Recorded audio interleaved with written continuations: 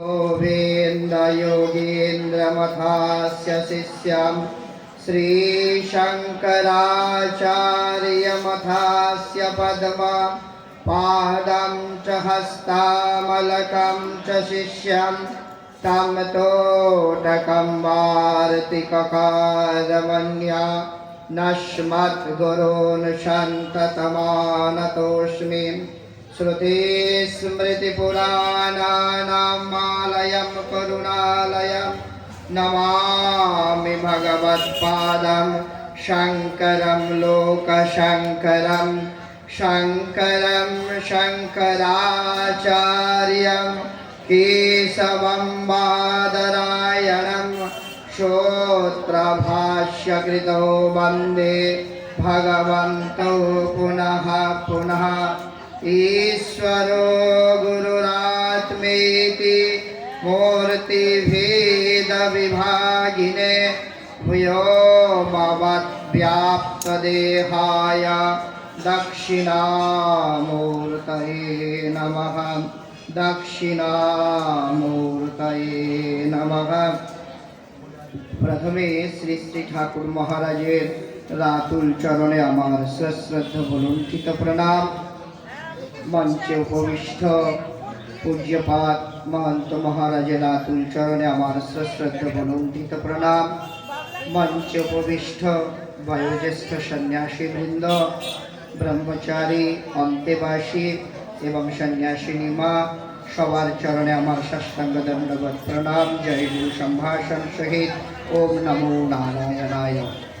मंचे उपविष्ट trust border अनन्य ट्रास्टी तत्त्ववेदांग समितिर सह सभापति, सहसभापति, विभागीय सदस्य, जिला सदस्य एवं सारस्वत जगतेर समस्त कार्यकर्ताबृंद, आगत समस्त गुरु भाई, मातृजननी अंश सम्भूता अम्बा सम्भवि चंद्रमौलिरबला पर्णा उमा पार्वती काली हैमवती शिवा त्रिनयनी कात्यायनी भैरवी सावित्री नवयौवना शुभकरी साम्राज्यलक्ष्मी प्रदा चिद्रूपी परदेवता भगवती श्रीराजराजेश्वरी श्रीराजराजेश्वरी मातृजननी अंश सम्भूता श्रुति सज्जन मंडली ও আমার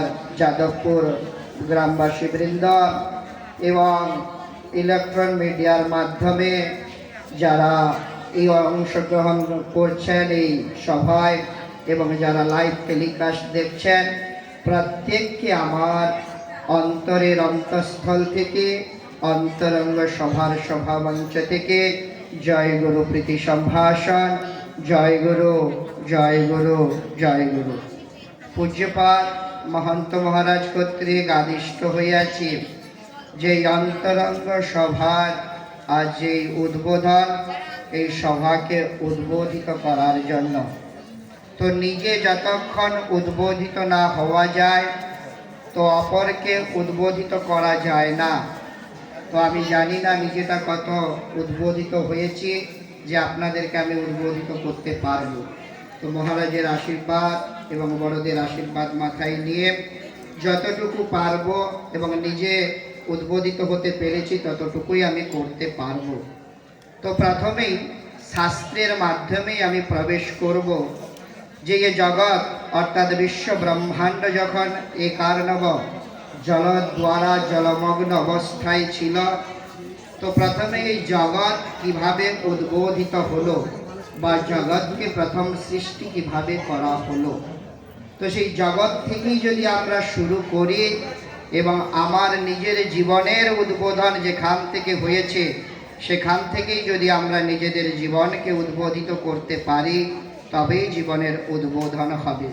তো প্রথমেই যে ব্রহ্মা এই জগৎকে উদ্বোধন করার পূর্বে কিভাবে উদ্বোধিত করছেন না, ओंकार अथ शब्दस्य द्वावेतो ब्रह्मणं पुरा कंठम भेत्वा विनिर्यातौ तस्मात् मांगलिका बुभौ। तो ये जगत के उद्बोधन करार पूर्वे প্রথম যেটা সৃষ্টি হচ্ছিল সেই সৃষ্টির প্রথম মন্ত্রই কি হচ্ছে না ওমকার। তো সেই ওমকারকে যখন উদ্বোধিত করা হলো এই জগৎ সৃষ্টির পূর্বে, তাহলে আমাদের সমস্ত সৃষ্টির রহস্যই কিন্তু লুকায়িত আছে সেই ওমকারের মধ্যে। একাক্ষর প্রণব ওমকারের ভেতরেই যদি আমরা প্রবেশ করতে পারি বা তার ভেতরেই যদি আমরা অন্তর্নিহিতভাবে প্রবেশ করতে পারি, তখনই আমাদের জীবন উদ্বোধিত হবে। এবং সেই ওমকারকে জানার জন্য যদি আমরা প্রথম সূত্রে প্রবেশ করব, যেটাকে ওমকারের পরে অধ শব্দ দ্বারা ভগবান ব্রহ্মা সৃষ্টির প্রথমে করছেন, যে অথাত, অর্থাৎ সেই ব্যাসদেব তার প্রথম সূত্রের মাধ্যমে যদি আমরা দেখি সেই ওমকারকে জানার জন্য কি করলেন না, প্রথমে বলছে যে অথাত ব্রহ্ম জিজ্ঞাসা, অর্থাৎ সেই অথ শব্দের দ্বারাই ওমকারকে জানার জন্য আমাদের মনের ভেতরে থাকা দরকার কি না জিজ্ঞাসা, জিজিবিষা, অর্থাৎ বারবার নিজেকে জানার জন্য যদি আমাদের ভেতরে ইচ্ছা হয়, কো হম কুতঃ আগত কুতঃ গচ্ছতি, অর্থাৎ আমি কোত্থেকে এসছি, কোথায় যাব এবং আমার জীবনের লক্ষ্য কি, বারবার যখন আমার ভেতরের এই জিজ্ঞাসা উৎপন্ন হবে, তখনই ঠিক আমি প্রবেশ করতে পারবো, তখনই আমি অন্বেষণ করতে পারবো কি না শ্রোত্রিয় ব্রহ্মনিষ্ঠ অনন্ত শ্রী বিভূষিত গুরুর কাছে সমিত পানি গৃহীত্বা গুরুর কাছে গিয়েই বারবার যদি আমি এটা জিজ্ঞাসা করি, সেই জিজ্ঞাসার মাধ্যমে তখন আমি তাকে জানতে পারবো সেই ওমকারের রহস্যটাকে। এবং সেই ওমকারের রহস্যকে জানার জন্য যদি আমি আরো সূত্রের মাধ্যমে প্রবেশ করি, অর্থাৎ সেই অকার উকার এবং মকার, অর্থাৎ সেই অকার উকার এবং মকারকে জানার জন্যই যদি আমি সূত্রের মাধ্যমে প্রবেশ করি, তাহলেই তখন পাণিনির অষ্টাধ্যায়ের প্রথম সূত্রের মাধ্যমে সেই অকার উকার এবং মকারকে গুণ এবং বৃদ্ধির দ্বারা, অর্থাৎ তার প্রথম সূত্রই হচ্ছে কি না বৃদ্ধির আদেশ অদেঙ্গুণঃ ইকগুণ বৃদ্ধি না ধাতুলোপার্ধাতুকে আদি অষ্টাধ্যায়ী সূত্রের মাধ্যমে তখন তাকে কি করবে না ওমকার উচ্চারণের মাধ্যমে আমরা তার ভেতরে প্রবেশ করতে পারব।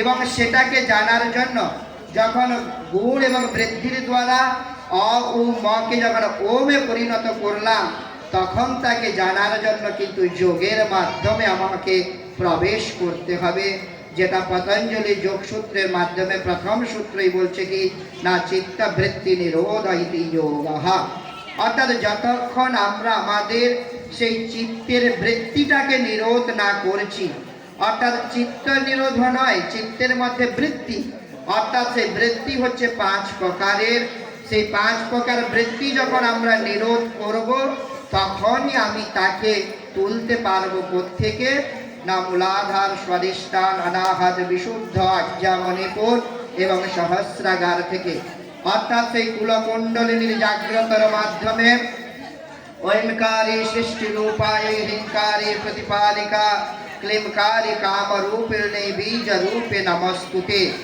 এই যে সরধা চক্র, চক্রের মাধ্যমে এক একটা চক্রকে যখন আমি ভেদন করে শীর্ষ সহস্রাগারে পৌঁছাতে পারবো, অর্থাৎ যে বিন্দুকে, অর্থাৎ সেই ওমকারের চন্দ্রের যে বিন্দু, অর্থাৎ অর্ধবিন্দুকে যখন আমরা সহস্রাগারে তুলতে পারবো, অর্থাৎ যেটা আমরা সাংসারিক ভোগে আমরা ব্যবহৃত করেছি, সেই বিন্দুটাকে যোগী ঋষিরা কি করছেন না মূলাধারের মাধ্যমে সেটাকে ধীরে ধীরে ঊর্ধ্বগমন করছেন এবং সেই বিন্দুর মধ্যেই নিজেকে কি করছেন না আবর্তিত করছেন ওঠানামা।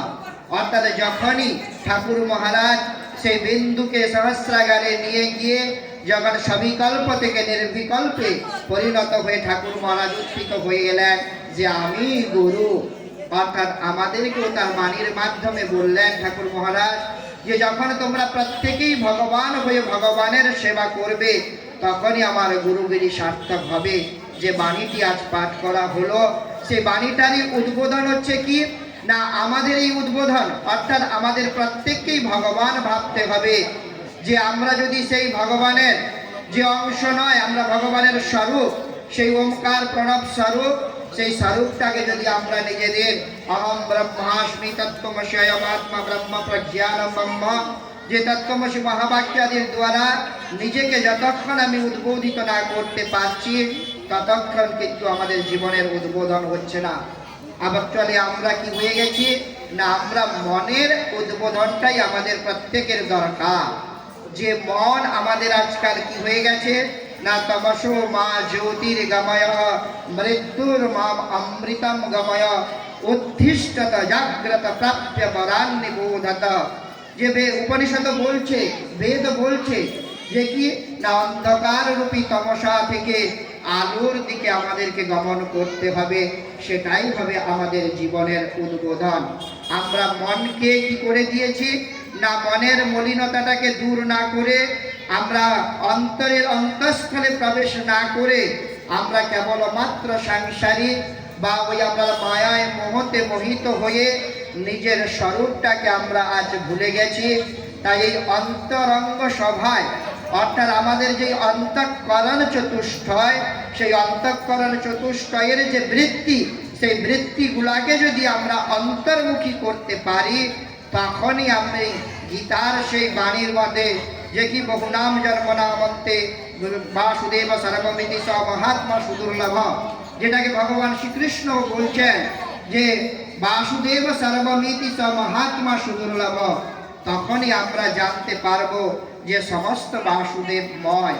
যখন আমরা এই সর্বম খলুদিদম ব্রহ্ম, সর্বময় বাসুদেব হয়ে আমরা যখন আমাদের নিজের অস্তিত্বটাকে ভুলে কেবলমাত্র নিজের স্বরূপে আমরা অন্বেষণ করতে থাকব, তখনই কিন্তু হবে আমাদের জীবনের উদ্বোধন।